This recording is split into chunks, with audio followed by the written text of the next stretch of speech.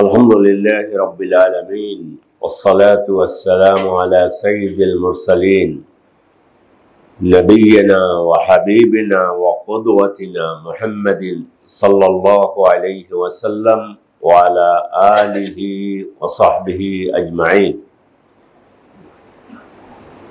يقول الله عز وجل في محكم تنزيله: يا أيها الذين آمنوا اتقوا الله حق تقاته ولا تموتن إلا وأنتم مسلمون.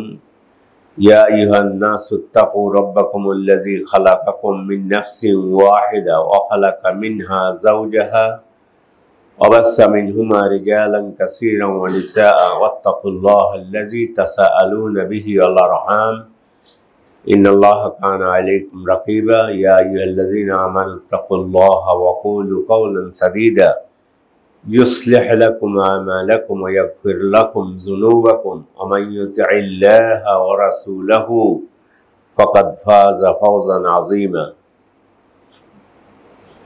محترم মুসল্লিয়ান কেরাম, আমাদের আজকের আলোচনার বিষয় হচ্ছে আল্লাহর বিধান দিয়ে শাসন না করার পরিণতি।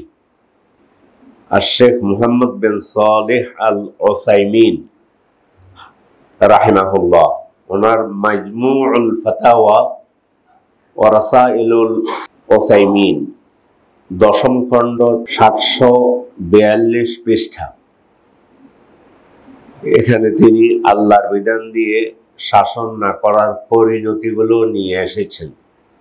আল্লাহর বিধান দিয়ে কেউ যদি শাসন না করে তাহলে এই ব্যক্তি সম্পর্কে আল্লাহ বলেছেন, ওমান লাম ইয়াহকুম বিমা আনজালাল্লাহু ফাউলাইকা হুমুল কাফিরুন। যে শাসক আল্লাহ তাআলা যা নাজিল করেছেন তা দিয়ে হুকুম করে না, বিচার ফয়সালা করে না, সে কাফের। সূরা মায়দা 44 নম্বর আয়াত। 45-এ বলা হয়েছে, ওমান লাম ইয়াহকুম বিমা আনজালাল্লাহু ফাউলাইকা হুমুজ যালিমুন। যে আল্লাহর বিধান দিয়ে শাসন করে না সে জালেম।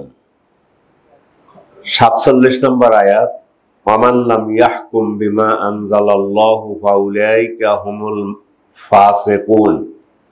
যারা আল্লাহর বিধান দিয়ে শাসন করে না তারা ফাসিক। এখানে সূক্ষ্ম বিষয় যেটা, সেটা হচ্ছে এই 3টা আয়াতের মধ্যে একজন ব্যক্তি আল্লাহর বিধান দিয়ে শাসন করে না, শেখ বলতেছেন যে 3টাই একজনের জন্য প্রযোজ্য। এটাও আহলে ইলমদের মধ্যে ইসলামিক স্কলাররা বলেছেন যে এটা কাফেরও, এটা ফাসিকও, এটা জালেমও। একজনের উপরে তিনটেই পতিত হবে, এটা বলে তিনি আয়াত নিয়ে এসেছেন, ওয়াল কাফিরুনা হুমুজ যালিমুন। কাফেরকে জালেমও বলা হয়েছে, সূরা বাকারা 254 নম্বর আয়াত। আবার কোরআনে কারীমে কাফেরকে ফাসিকও বলা হয়েছে, ওয়াম্মাল্লাযীনা ফাসাকু ফামাওয়াহুমুন নার। আর যারা ফাসিকি করেছে মানে কুফরি করেছে, এদের শেষ গন্তব্যস্থান হলো জাহান্নাম। সূরা আস-সাজদা 20 নম্বর আয়াত। ইযা আ'তাকাদা আন্না হুকমা গায়রিল্লাহি আহসানু মিন হুকমিল্লাহ। আল্লাহর হুকুমের চাইতে মানব রচিত হুকুম উত্তম, তাহলে এটা কাফের। এটা বলে তিনি দলিল নিয়ে এসেছেন, ওমান আহসানু মিনাল্লাহি হুকমান লিকাওমি ইউকিনুন। আল্লাহর বিধানের থেকে উত্তম বিধান আর কার বিধান হতে পারে? সূরা মায়দা 50 নম্বর আয়াত। ফাতাদাম্মানাতিল আয়াতু আন্না হুকমাল্লাহি আহসানুল আহকাম। অতএব সমস্ত আয়াতগুলো প্রমাণ করে যে আল্লাহর বিধান সবচেয়ে উত্তম। কেননা আল্লাহ তাআলা কোরআনে কারীমে বলেছেন, আলাইসাল্লাহু বিআহকামিল হাকিমিন। নিশ্চয়ই আল্লাহ কি সবচেয়ে উত্তম হাকিম নন? আর জালেম হবে ইজা আ'তাকাদা আন্নাল হুকমা বিমা আনজালাল্লাহু আহসানুল আহকাম। وأنه أنفع للعباد والبلاد وأنه الواجب تطبيقه ولكن حمله البغض والحقد للمحكوم عليه حتى حكم بغير ما أنزل الله فهو ظالم।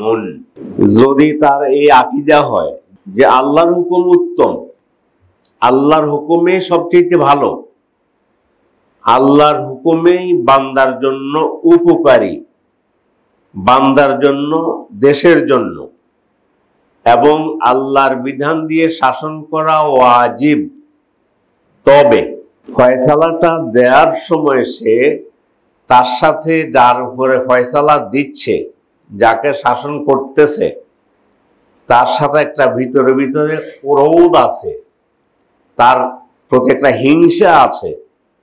কিন্তু আল্লাহর বিধান দিয়ে শাসন করা ওয়াজিব, এটাই সবচেয়ে ভালো, এটা কিন্তু উত্তম হুকুম পৃথিবীতে নাই।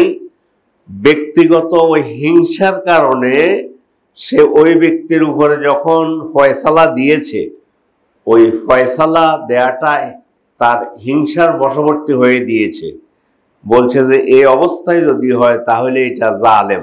ওয়ায়াকুলু ফাসিকান, আর ফাসিক হবে ইজা কানা হুকমুহু বিগাইরি মা আনজালাল্লাহু লিহাওয়া ফি নাফসিহি মা ইতিকাদিহি আন্না হুকমাল্লাহি হুয়াল হক ওয়ালাকিন হুকমা বিগাইরিহি লিহাওয়া ফি নাফসিহি আই মাহাব্বাতান লিমা হাকামা বিহি লা কারাহাতান লিহুকমিল্লাহ।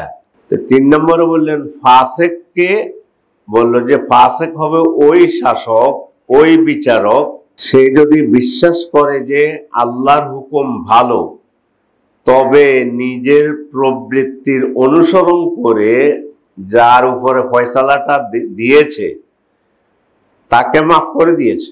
এমনি ভিতরে জানে যে সে এই কেসে, এই ব্যাপারে ক্ষমা পাওয়ার উপযোগী নয় আল্লাহর আইন হিসেবে, তবে তার মহব্বতের লোক এই মিলে আল্লাহর বিধান দিয়ে শাসন করা ওয়াজিব, এটা শতভাগ সে বিশ্বাস রাখে, এটাই ভালো।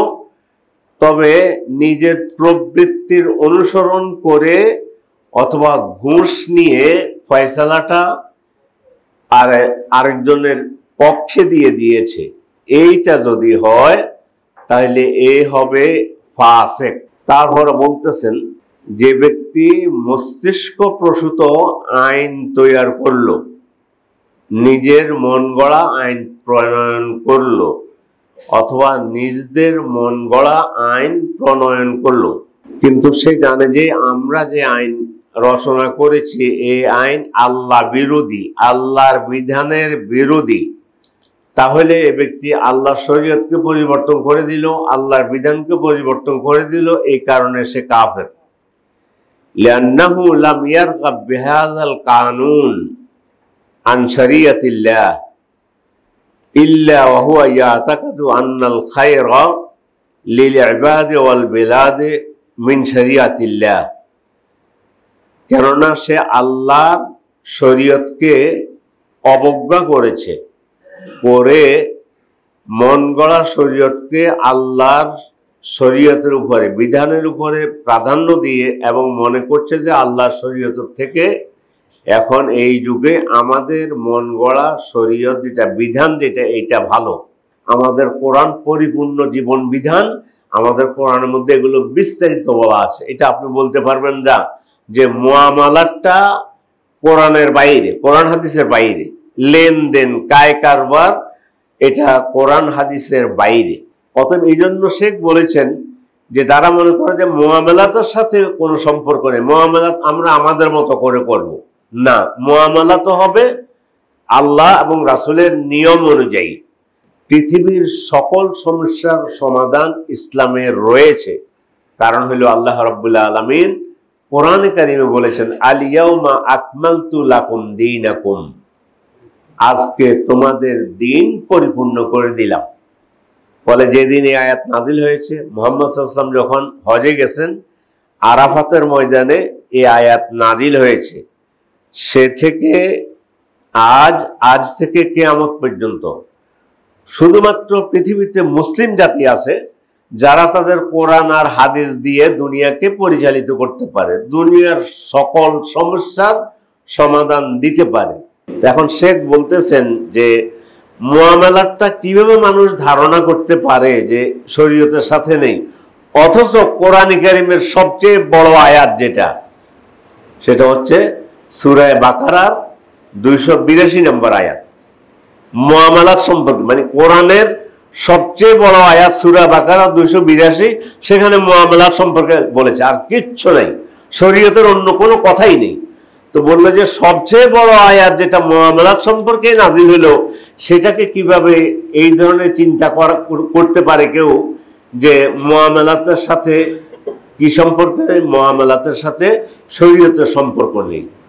ওয়ালাউলা নাযযামা শারউ ফিল মুআমালাত লাফাসাদান নাস, যদি মুআমালাতে ইসলামের দিক নির্দেশনা না থাকতো তাহলে গোটা সমাজ ধ্বংস হয়ে যেত, গেছে তো। ইসলামকে বাদ দেওয়ার কারণে, ইসলামের শরীয়ত বাদ দেওয়ার কারণেই তো হাজার হাজার কোটি টাকা পাচার হয়ে গেছে। এটা তো মুআমালাত, মানুষের মধ্যে মানুষের মুআমালাত। ওয়ালা ইউজাদ হালুম মিনাল আহওয়ালি তাকাউ বাইনান নাস ইল্লা ফি কিতাবিল্লাহি ওয়া সুন্নতি রাসূলিহি মা ইয়াজিলু ইশকালুহা ওয়া ইউহিল্লুহা। তো বললেন যে এই জন্য পৃথিবীতে মানুষের এমন কোনো অবস্থা নেই, এমন কোনো বিষয় নেই যে এই বিষয়টা কোরআন সুন্নাহর মধ্যে নেই। এরপরে ওমান সান্না কাওয়ানিন তুখালিফু শারিয়া, যে ব্যক্তি এমন বিধান রচনা করবে যেটা ইসলামী শরীয়তের সাথে সাংঘর্ষিক, ওয়াদ্দাআ আন্নাহা মিনাল মাসালিহিল মুরসালা, এবং যদি বলে যে এটা সার্বিকভাবে আম জনতার স্বার্থের দিকে তাকিয়ে করা হয়েছে, ফাহুয়া কাযিব, এটা মিথ্যুক, এটা মিথ্যাবাদী। ফি দাওয়াহু, সে যে এই দাবি করলো যে এটা আসলে করা হয়েছে, এটা কোরআন হাদিসে যেটাই বলুক এটা করা হয়েছে সাধারণ জনগণের স্বার্থে করেছে, এই কথা নো, কোরআন হাদিসের সাথে সাংঘর্ষিক হয়। আমি জনসাধারণের স্বার্থ কোরআন হাদিসে বেশি সুন্দর করে বলে দিয়েছে, এই জন্য আমি সেখানে বলার কিচ্ছু নেই। এই জন্য এটাকে আল মাসালেহ আল মুরসালা বলা হয়। যদি বাংলায় বলি, অনুবাদ করা হয়, তাহলে সার্বিক স্বার্থ। এই সার্বিক স্বার্থ কোরআন সুন্নাহর বিপরীত যদি করে, জনগণ এটা বলছে, এটা জনগণের জন্য এটা আমরা করেছি। আল্লাহ আমাদেরকে দিন বুঝার তৌফিক দান করেন। সকল ক্ষেত্রে এটা চিন্তা লালন করবেন যে ইসলাম সকল ব্যাপারে সমাধান দিয়েছে, এমন কোনো বিষয় নেই যেখানে সমাধান নেই। বারাকাল্লাহু লি ওয়া লাকুম ফিল কুরআনিল আযীম ওয়া ইয়ানা নাফা'না বিল আয়াতি ওয়াজ যিকরিল হাকীম। ইন্নাহু তাআলা জাওয়াদুন কারীমুম মালিকুম বাররুর রাউফুর রহিম। এই রবি আমার সব, দমে দমে তনু মনে তারি অনুভব।